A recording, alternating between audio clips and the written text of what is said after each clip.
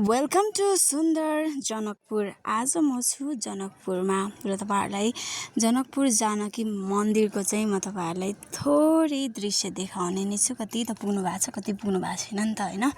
So मेरो मोबाइलको quality राम्रो नभए पनि हेरेर साथ दिनु होला, सपोर्ट गरिदिनु होला भन्न चाहन्छु।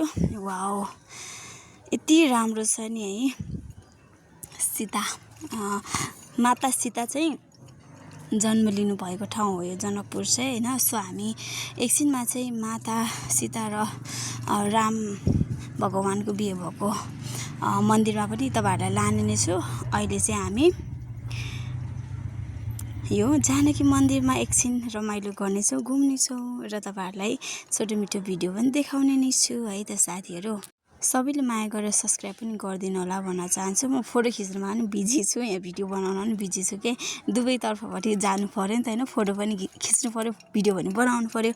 समय छोटो लिएर गएको थियौँ हामीले सानो कामको कारणले गर्दाखेरि। त्यहाँ झट्ट पुगेको कारणले गर्दाखेरि ल एकचोटी गइदेऊ न त भनेर गएको थियौँ। एकदमै रमाइलो लाग्यो, एकदम राम्रो लाग्यो। फर्स्ट टाइम गएको, मैले चाहिँ भिडियोतिर मात्रै देखेको थिएँ नि त। सो रियलमा हेर्न पाइयो।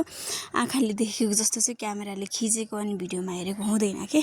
आँखा नै रहेछ सबैभन्दा ठुलो चाहिँ एकदम। ओहो, यस्तो दामी है। सबैभन्दा ठुलो क्यामेरा चाहिँ आँखा नै हो। एकदम सुन्दर छ। तपाईहरु पनि जानु होला, जानु भएको छैन भने एक दिन अवश्य पनि भन्न चाहन्छु है साथीहरु। सो छोटो मिठो ब्लग छ, सबैजनाले मेरो युट्युब च्यानललाई पनि सब्स्क्राइब गरिदिनु होला भन्न चाहन्छु साथीहरु। र तपाईहरुलाई कस्तो कस्तो भिडियोहरु मन पर्छ त्यो पनि भन्नु होला। ल स्वागत छ है राम र सीताको बिहे भएको विवाह मण्डपको मन्दिरमा चाहिँ तपाईहरुलाई स्वागत छ। म जाँदैछु है।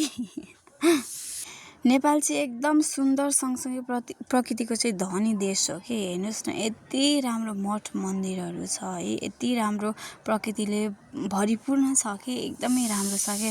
अरू देशबाट आउने साथीहरूले पनि नेपाललाई हेरेर चाहिँ लोभिन्छन् के। यस्ता यस्ता ठाउँहरू छ, तर हामी कति ठाउँमा पुगेको हुँदैनौँ। अनि हामी घुमिसकेपछि चाहिँ लस्सी खाँदैछौँ है। म चाहिँ लस्सी खाँदैछु। गर्मी छ नि त तराईमा, त्यही भएर लस्सी चाहिँ एकदमै मिठो पाउने रहेछ। लस्सी पाउने ठाउँमा पनि गएर चाहिँ लस्सी खाँदैछु।